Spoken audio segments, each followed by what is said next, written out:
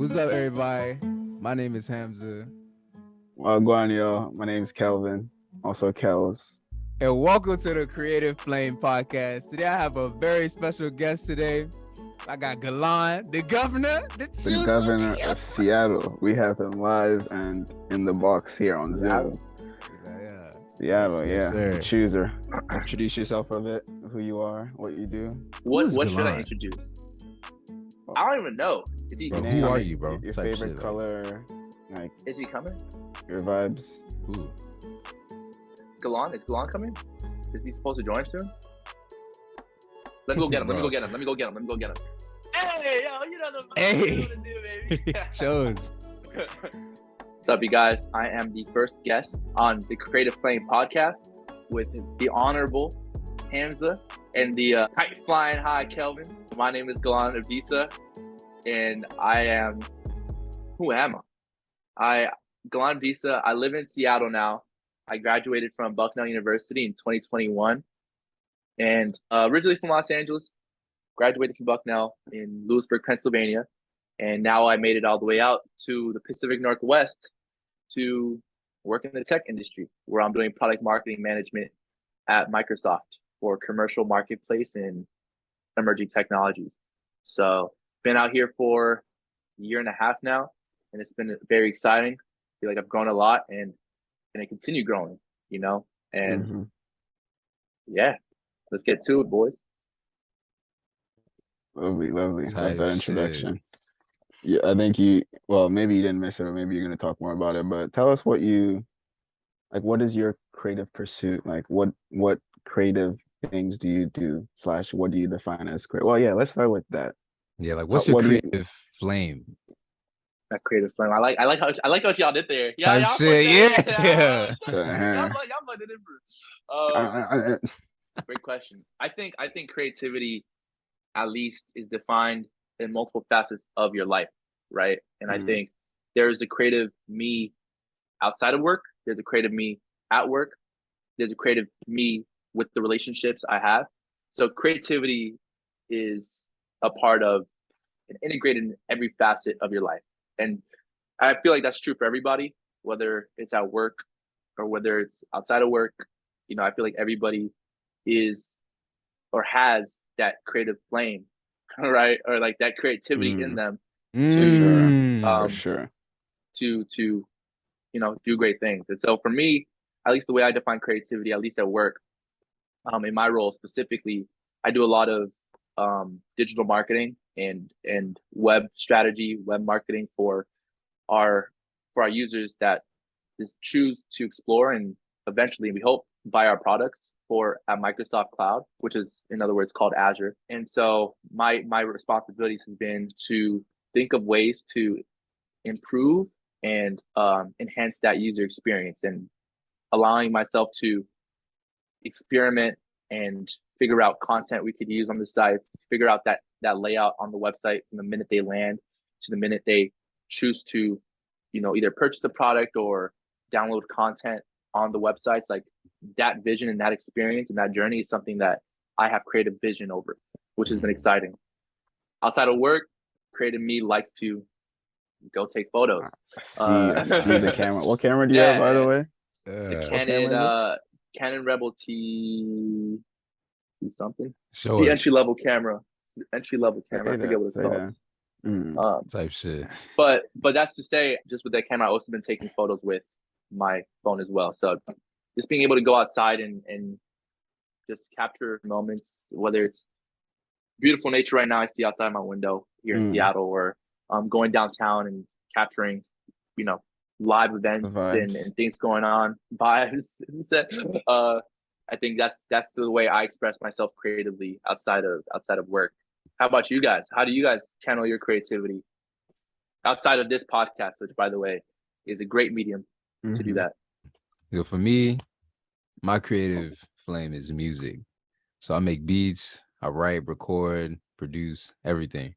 Mix, master, the whole 9 yards. Play guitar, piano. Music is my creative flame. But I'm also interested in design as well, like UX design.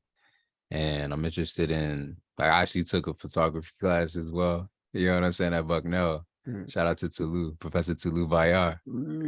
Yeah, shout out to Eddie Lopez too, Professor Lopez. Bro, shout out to Professor Bucknell, Botello. man. Yeah, bro, that's what I'm saying. Shout out to Bucknell, man. Shout out to Lewisburg. Man. They're doing great things, man. So shout out to Lewisburg. Shout out to the CAF, man. Shit, for real. Makerspace. Hey, shout out to shout out to Makerspace. Shout out to Makerspace. Man, Sabrina. Type shit. But yeah, I really do like art in general, you know what I'm saying? And I like just creative things. I like understanding people's creative process and how they create and basically just how they create. And so, yeah, me and Kelz, you know what I'm saying? We started this podcast to just bring creatives on, share their story, share their background, share their experience, tips, and let's just talk about like creativity and channeling that in our art, in our chosen creative flame. How about you, Kelz? Yeah, for me, I think I like to say I'm multidisciplinary. I'm all over the place. Like I did studio arts at Bucknell, so I did a lot of the visual arts, like photography, graphic design, printmaking. I did a bit of sculpture and I did like art installations too. And so I have a lot of interest in those aspects of creativity.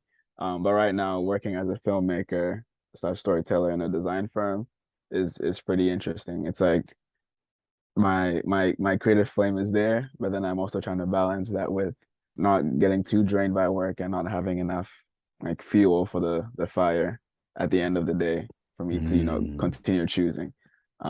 And it's good that there's multiple flames, multiple different facets I'm interested in, because like I'm able to like tap into someone's creativity to ignite, big words, ignite my fire on this side, and then like in that ignition continue to choose. But sometimes it's difficult to keep track of all those things. But yeah, mainly I think I chose is photography. Like Galaan mentioned, it's nice that I don't have a personal camera right now. I've just been using my phone, and I also take Polaroids. I've been getting into taking Polaroid photos now, and that's a way for me to take photo of someone and then like start a conversation. And don't forget the drone. The drone too. I mean, just in photography in general, just it's a great creative outlet for me, and I'm sure for other people too. For sure. Yeah. I think going back to what you're saying, there's so many different ways to express yourself now with the internet and with technology and the different devices we can capture art, or even, I consider like a paintbrush to be technology, right? Like to an extent. So it's cool to see how much we've evolved to use things that were not inherently supposed to be for art, now turning into things for art. You know what I'm saying? So we see that with CS as well, right? I studied computer science. Initially, it wasn't supposed to be a medium for art. It was initially used to compute, right? Computer science was used to compute data to win a war. And now we're at a point where technology has evolved, where people can express themselves, right, with emerging technologies. And we're seeing that with so many different things like AI, for example, and that's what I was thinking. The whole Web3, the metaverse, right? Dude, I just read an article, bro. Like, there's an AI. If you type in a word or type in a phrase, it will literally create an art piece for you. That's crazy. Which one is that? Is it Open DALL-E? I think so. It's like it's connected to Discord, and you can type in. Yeah, you can type in a specific prompt, right? And it'll generate. It'll generate an art piece. Yeah, and that's so crazy because that wasn't the initial intention of technology, right? Or at least artificial intelligence. But I think we are, as humans, inherently creative, and this is going back to the point. Everybody is creative in their own ways. Whatever we decide to build, even though it's not intended to be for creative purposes, will eventually be for creative purposes. So it's really cool to see the evolution of art in that way. Most definitely, bro. There's an AI that created a musical artist called FN Mecca, bro. And FN Mecca blew up on TikTok. Like there's an AI that so this is not real.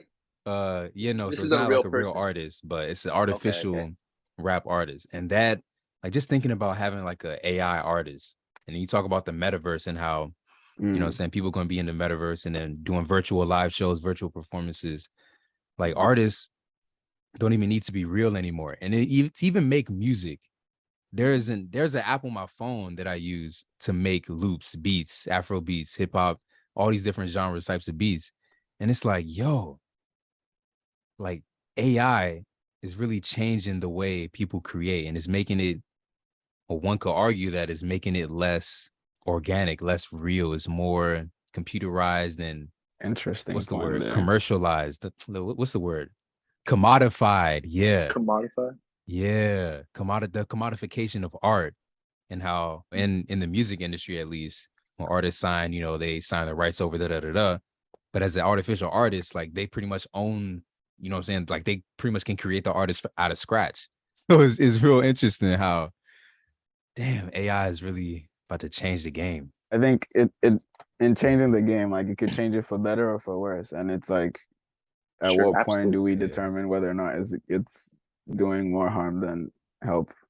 I think in a way, I've been using not open assets, Dolly for a bit, like just generating stuff, and for filmmaking, it helps a lot with storyboarding. And like I was having a conversation with some people, like in that sense, it's gonna help, but at the same time, if people are gonna feel like if the AI can storyboard, then is there a need for a human person to be doing that? And then that becomes another conversation to be had, where it's like, oh, do we just fire this person and then just depend on AI, or do we have them collaborate? So for sure. Yeah, man. I think that's a very scary possibility, right? Like the Ready Player Ones, yeah, like coming to fruition, right? Terminator and AI getting to that level. I believe technology will only be beneficial and it will thrive if it's used as an extension of reality and not necessarily a replacement for reality. So like look at the metaverse, right? When we say the metaverse is going to replace reality, it doesn't resonate with people, and it shouldn't resonate with people, because why would I need a house in the metaverse? That's fucking stupid. It's ridiculous, right? The idea of buying art digitally, like for example NFTs, and saying that's a replacement for real art.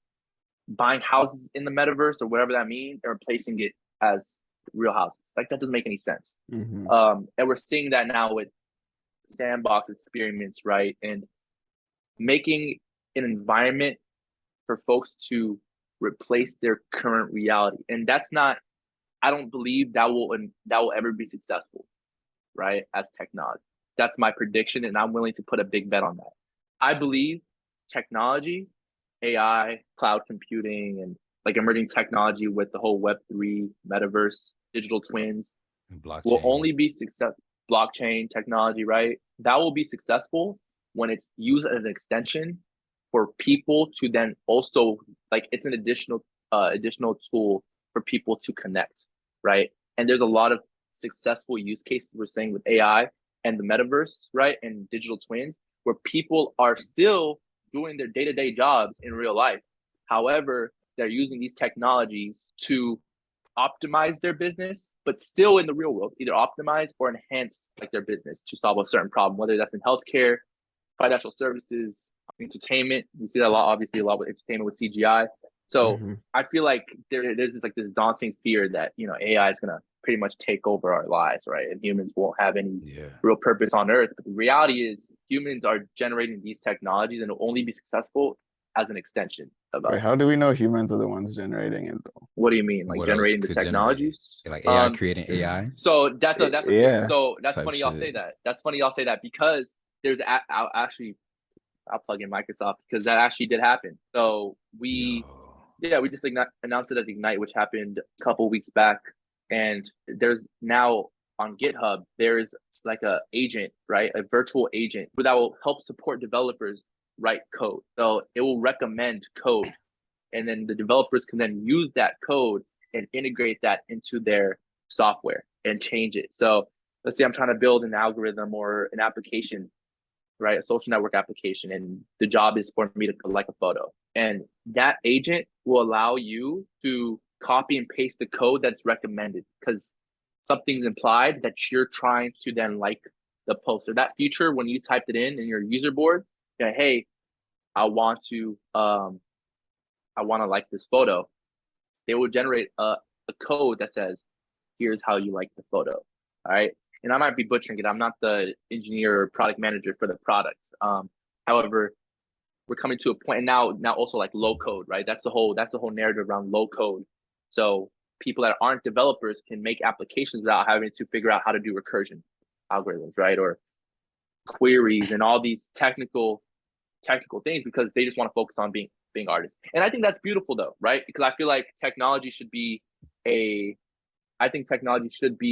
medium for everybody. I think computer science should be a medium for everybody, whether you're a data services network administrator, right, working at these data centers, or if you're just an artist and have 2 kids, you're a single mom, right, and you just want to generate digital art and you don't have the time, because now it's democratized, right? I think technology now is being democratized, and it allows people that don't necessarily know how to code but have a vision, have a creative vision, right, a creative flame, to allow them to then pick up that medium and create something dope, right? And I think that's a beautiful thing. And it's not just limited to the engineers, right? It's not limited to the developers to create a vision for somebody else. It's those people that have a vision but not necessarily know the technical know-about, but they're able to use democratized technology to then create a vision. And I think that should be the goal, right? I don't think it should be siloed for a group of people to develop the product. I think everybody, Hamzz, you, me, Kelvin, to create that. I'm loving all these flame ignition analogies. It's choosing.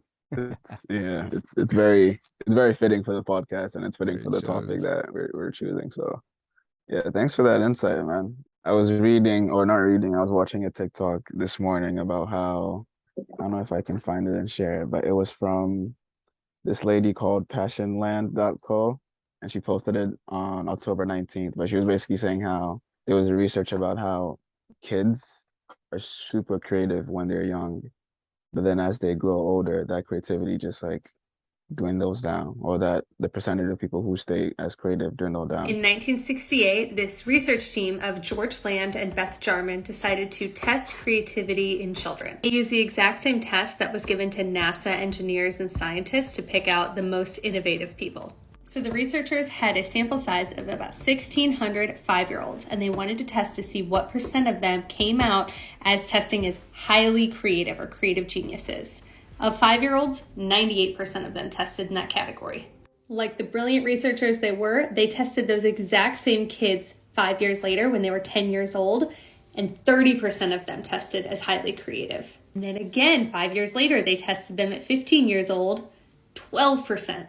And they tested 280,000 adults and found that less than 2% of adults are highly creative. They concluded that non-creative behavior is learned, but the great news is that we can unlearn it. I just kept thinking, what makes that creativity go down? Like, is it because you get more exposed to other things and your creativity goes down, or is it that there's things that exist to make things easier for you to navigate, and so you become less dependent on your creative abilities, or what? But I don't know if we can answer that question. I don't know if there's more to that research. I feel like I have a guess, bro. It's Galaan, what you think it is? It just got me thinking. Because our society doesn't appreciate artists in general. Like, I feel like growing up, I think we were all told not to pursue art, not to pursue not to pursue filmmaking. Like, there's a stigma that artists aren't really important. Like starving artists type shit. That's where that comes from. Right. And I think I guess we're all kind of guilty of that in a way, because we kind of fed into that kind of narrative, like when growing up in, elementary, secondary schools. And because of that, and when I say us, it's like us, but also just like the general, like, youth. And we're discouraged to really pursue those. And then we have to focus on things that will get us that job, right? That's in demand, that's in market. But I honestly think now, and it's really cool, I can talk on behalf of CS. CS is becoming so mainstream, and it's being used as especially in curriculums. I feel like CS is being seen as, we shouldn't just be teaching coding classes. We shouldn't be encouraging students to take those pure algorithm courses. Yes, those are important, but the reality is, if you want to be a developer, if you want to make digital things, you don't have to be just a developer in that sense. You got to understand problems. And once you solve problems, you can have creative solutions to those problems. Maybe you don't need a code. You don't need a code to solve a problem. You just need to be able to bring point A to point B to solve problem C. I think I feel like it's discouraged, bro. I feel like art's discouraged and sad. I just like, and it's all a business in that sense, right? Like that's my prediction, and it shouldn't be. I feel like art's in everything. Like literally every single industry, arts has impacted. Every single technology started because of art, bro. Mm-hmm. It's all like the Web3 movement is being channeled by art. AI is getting more mainstream because of art. And once people pick up on that, then they're like, wait a minute, what does this do with healthcare? What's this got to do with real estate? What does this got to do with financial services? So it's a medium, bro, that unfortunately we've been discouraged when we were younger. And I feel like the youth is kind of picking that up now with social media, maybe. And they're way smarter than when we were younger. I mean, we're still young. Shout out to the youth. But this new generation, man, like they're really smart because they have these devices, right, in their hands. So they're able to read these things. Like they're able to connect with artists and musicians directly through these devices. Like we had to like type in a password and get 20 minutes at the library to figure out what's happening at, I don't know, Rolling Loud or some concert to get information. But information now is so accessible. So the youth is able to just focus on their creativity and solve problems. That's the beauty about it, bro. I'm excited to see where that goes. Bro, I think part of that discouragement comes from us being first generation, us being born here. Well, Kelz born in Ghana, but still, like that whole with African parents or immigrant parents in general, because Asians, you know what I'm saying, they experience this too. So I've been told. You got three options. Can either be a doctor, a lawyer, or an engineer. Yeah. Those are your only three options. And anything outside of that, you're a failure. And we got to start to change that narrative, that pigeonhole narrative. Like I remember when I was changing from engineering. Hey, you know what I'm saying? Like shout out ESA, shout out Jason Milner. And you know, when I was changing out of engineering, you know, my mom was she was going crazy. She was like, this and I was all this other stuff. I was like, man, that was definitely a stressful time. I think we all started at some sort of engineering. Yeah, exactly. Yeah. But you know what, bro? But honestly, shout out to those doctors, those engineers, those lawyers, right? We're gonna need those.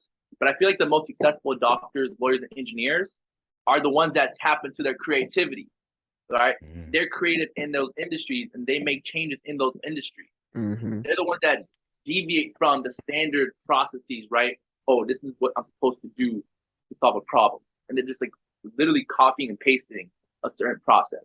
No, the best and brightest engineers and lawyers and doctors creatively solve problems, right? Exactly. Against the standard processes that these institutions face. Dr. What's his name? Oh man, I'm blanking out. But the guy that figured out the correlation between football players and concussion. Right? And concussions, right? Yeah. His research, and he's a doctor, famous neurologist. His research was criticized by endoneurologists, right, in the medical field. But then when he came to a problem and he solved it, people started to recognize his work. And I feel like that just comes from his innate ability to be creative, to pursue that creativity to solve problems. That same neurologist could just focus on the money and be like, okay, here are the recommendations, A, B, and C, and secure the bag and dip. But the reality is, bro, if you really want to have impact in this world, despite whether you're a doctor, lawyer, or just an artist, like a physical artist, I feel like that's a possibility. Like you just got to channel that inner creativity just in whatever job you have. Let's dig into, I mean, the conversations before have been great. I think it's fair because, I mean, Galaan, you're in the CS field or CS world. And so the tech industry. Right, maybe. So you know how like creativity plays into those parts. So it's good to hear. And that's part of what we want to do with this podcast, you know, like get those aspects of creativity from different fields. Like we can have someone from fashion, someone from finance, someone from fitness and working out, and someone from, you know, tech. So this is great. This is some good stuff. Sure, bro. Let's get into some of the juice of the podcast. So I mean, I know for me, I would say for myself, having to work 9-8 hours in a day, I get too tired to come home and continue doing all these creative things I want to do. Like I have journals of ideas, and I have like what do you call those things? Journals? Like digital journals and notes. I have a link where I just copy and paste links of stuff I want to try or stuff I want to do or stuff I want to iterate. But it's usually just so tiring and draining at the end of the day when I get home. And I know going into next year, it's something I want to change and work on, but I don't know if it's the same for y'all, and if you could share what challenges you face, or obstacles you face when you have that urge to be creative or drive to be creative. Are you asking like what happens when I'm not like inspired to be creative? Like how do I get out of that hump? Also, like, how do you balance your work, your full-time day job with your creative endeavors on the side? That's basically what you're asking, right, Kelz? Yeah, because there's people who their full-time job is like creatives or making contents and stuff, but there's others who they have like stuff they're doing to get the bills paid, and then there's doing other creative stuff just to keep you sane and alive. And oh, for sure, I feel like it really just depends on kind of the priority at the moment, really. And so for me personally, like I'm not at the moment pursuing any side hustles to make that eventually be my full-time job, right? I'm channeling my full-time job at the moment, learning from it to eventually take it to the next level, whether that's at the company or at a new company or starting my own agency, right? Like for me, it's different. I feel like the work I'm doing right now is a stepping stone for my career later down the road. But I know some people that's not the case, right? Some people are working in jobs that they don't necessarily like, working paycheck to paycheck, and then they're pursuing that side hustle, right? That side creative endeavor to make sure that is making them money, right? So I'm in a different situation there, but I think what I try to tell people, and what I actually just had this conversation recently, but I try to enjoy the day-to-day and try to make whatever I'm doing, whether I like it or not, be the best at it. But when you try to strive for excellence and be great at something, even though it's not that thing, but it's something, then you get into a mindset, you get into a flow state of wanting to be the best, strive to be the best. And that motivates you and that inspires you. So I'm not going to sit here and act like my current role I'm completely inspired by, and it's like my dream job, but I'm happy about my role. Every day I'm going into that job with as much energy as I can exert, right? Day to day. I mean, some days I'm just not as motivated. Some days we all have those days, right? Where we're just feeling down. Yeah.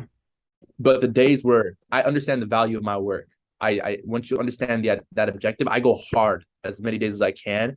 And I hope my manager sees that. I hope my team sees that, and that result will replicate across the org. But my point is, that's how you get inspired, right? And if you are able to enter a flow state and enter a state of being able to pursue excellence and greatness in whatever work you're doing, you will be motivated to then pursue that side hustle and turn that into your full-time gig, your full-time job. I acknowledge like it's easier said than done, right? Like, it is. Yeah, true.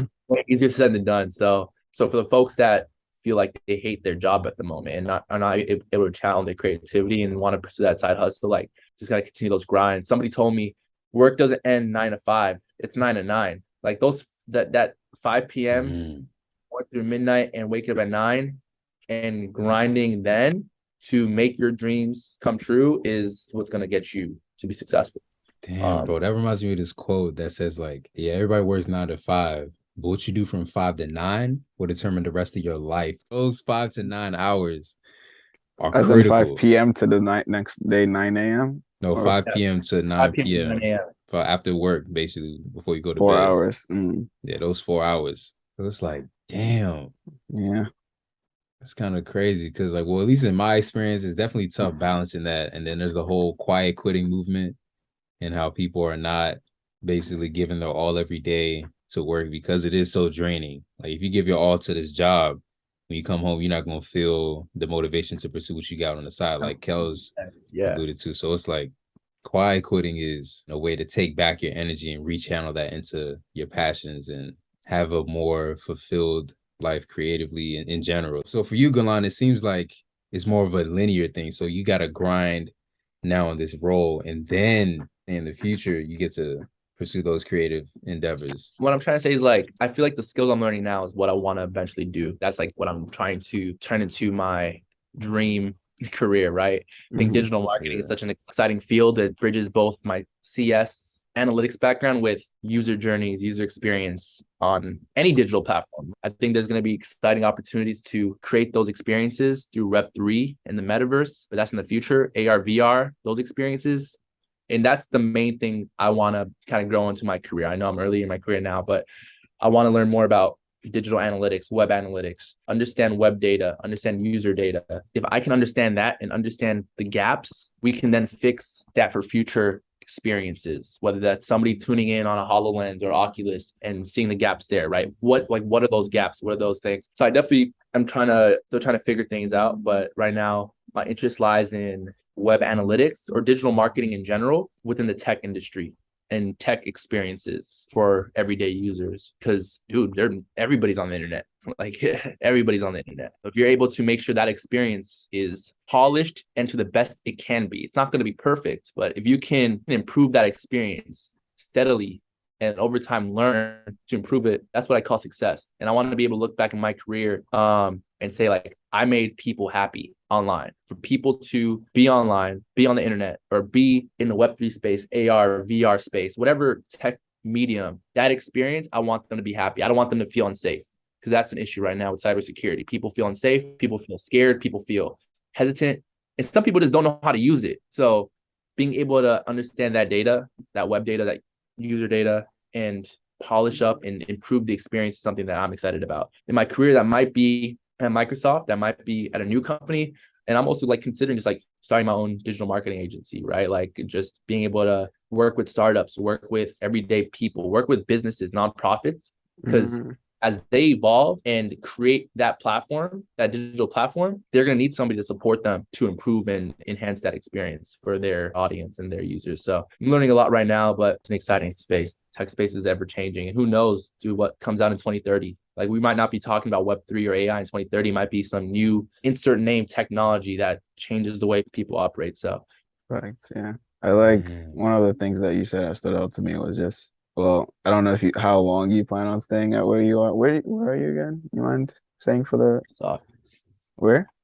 Microsoft. I told you that. I said that. I don't know if you introduced it, but I think it's great that you're saying, you're like where you are, you're enjoying where you are, and you're learning a lot of what you want to learn. And your hope is to like take what you've learned and eventually start something of your own. And I think that's like that in itself is a creative spirit, And when I think creativity, that's like part of the definition is you being able to take something and make something new with it or out of it. Ownership is really important in whatever industry we're in, right? I think it's definitely important to secure the bag at a big company, right? Like I feel like I'm definitely contributing to my own community success, securing the bag and learning a skill set, but I feel like I would have more impact if I'm influencing my clients and owning my own IP, my own content, my own processes. Because right now there's definitely limitation working in corporate America. And this is the case for every corporate job, right?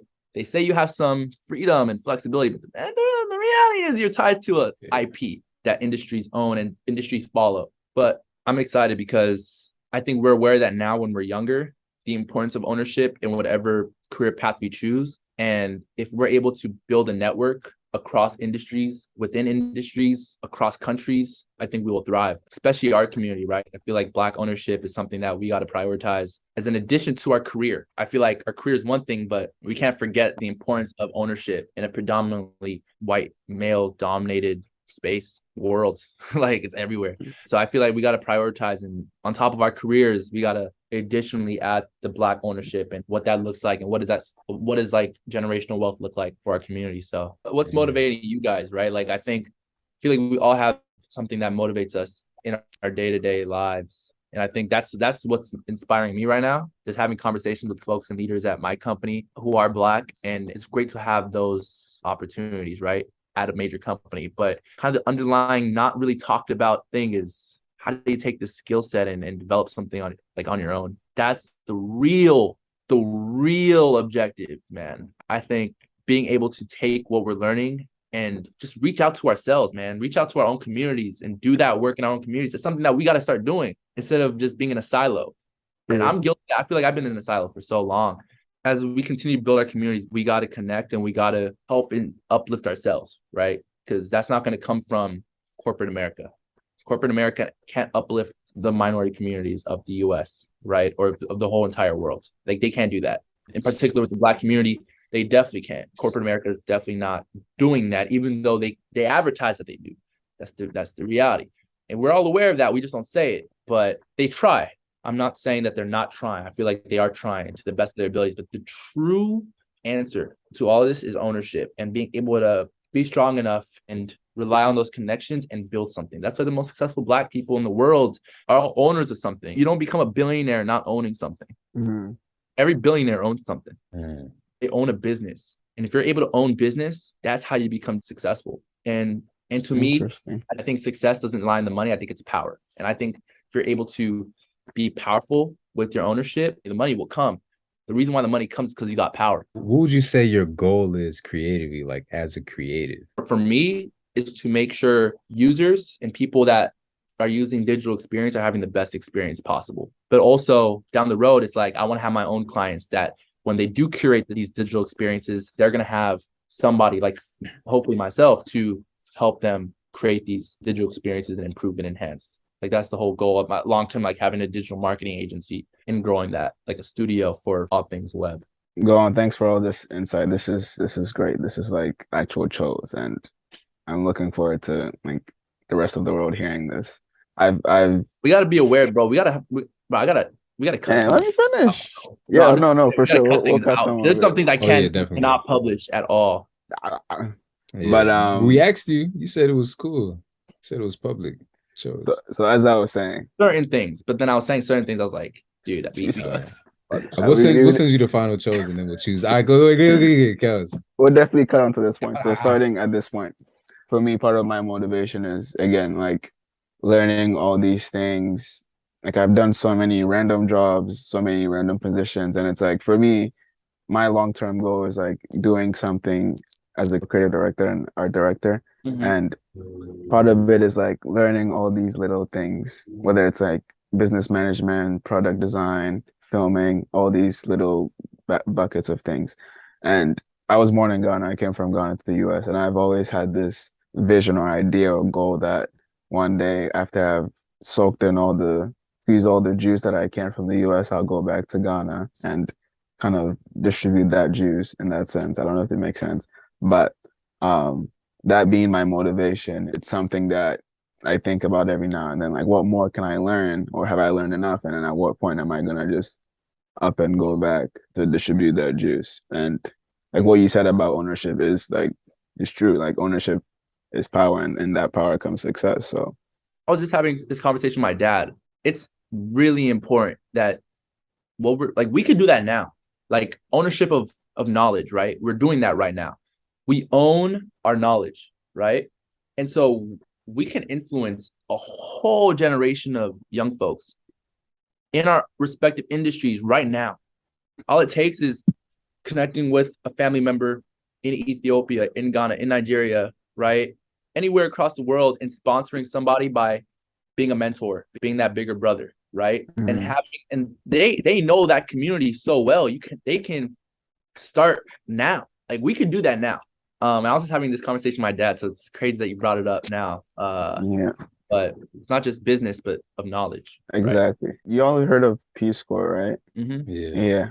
I've been looking into that and seeing. Well, I don't say it's the same as VFA, but it's kind of the same where they take you and put you somewhere else that needs your skills and abilities and mindset.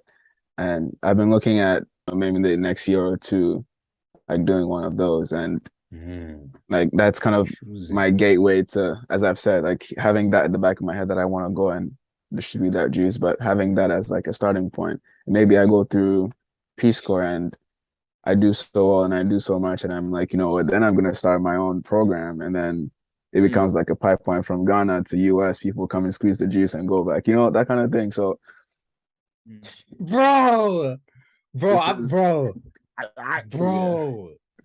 It's crazy that you say that, because that reminds me of this game called Sky, and basically you go around collecting light, and at the end of the game you basically give your light to other people so that they can escape being like shrouded in darkness, so to speak. So it's like in each stage, each level, each world, each realm is supposed to represent like a stage of life.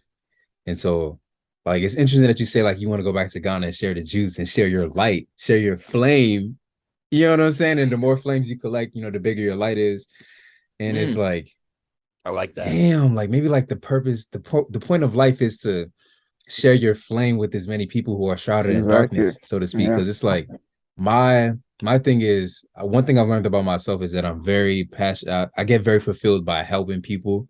Like if I'm able to like help somebody push through a roadblock or have that aha moment or have something click for them, even if it's just teaching a little kid how to shoot a basketball, it's like, and seeing them get it, seeing them start to make shots, I'm like, damn, like I really chose, like I really showed, you know what I'm saying? So it's like the deeper meaning of life is to exactly get your flame and share it with as many people. Absolutely. You know what I'm saying?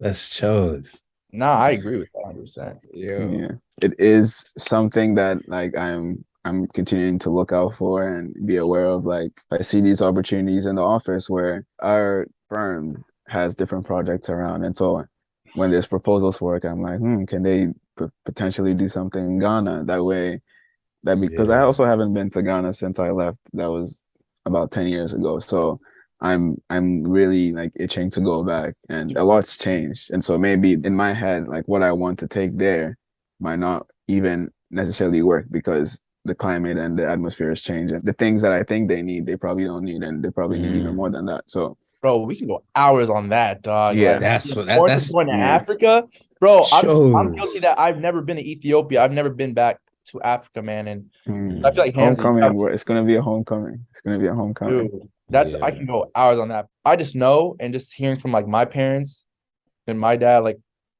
how he got here. I just know, dude, there are people like looking at us right now.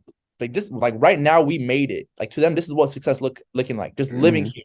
So you can only imagine the youth in Africa. I mean, Africa is great. They're already thriving. They're killing it.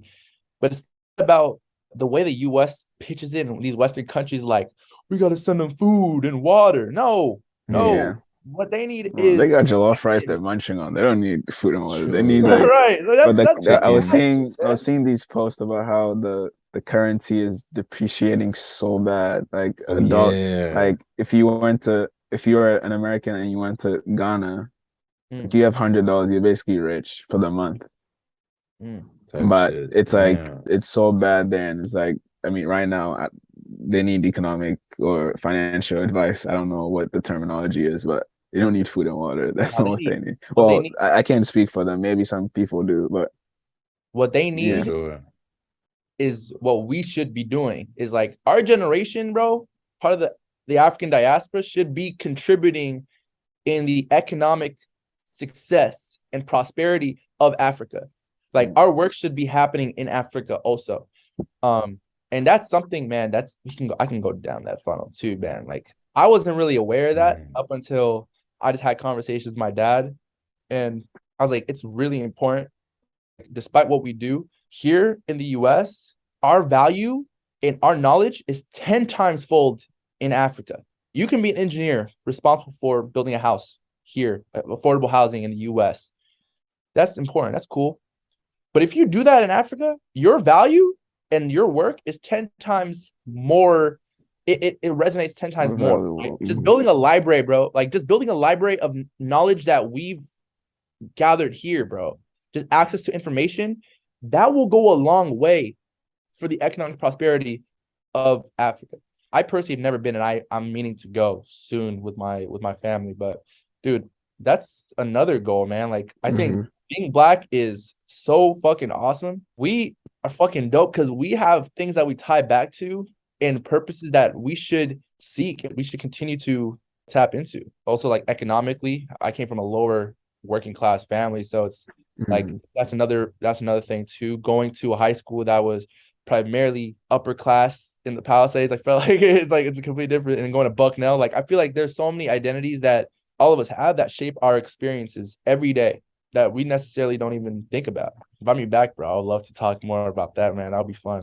Of course, this is the pilot episode, so there's no limit to how long this episode is, but for subsequent ones, I just want to plug Kelvin and Hamzz on this podcast. I've known them for so long too, so happy that we have a platform to talk about creativity and to talk about ideation and, you know, really anything around bringing great ideas, because we don't really see that on the internet nowadays.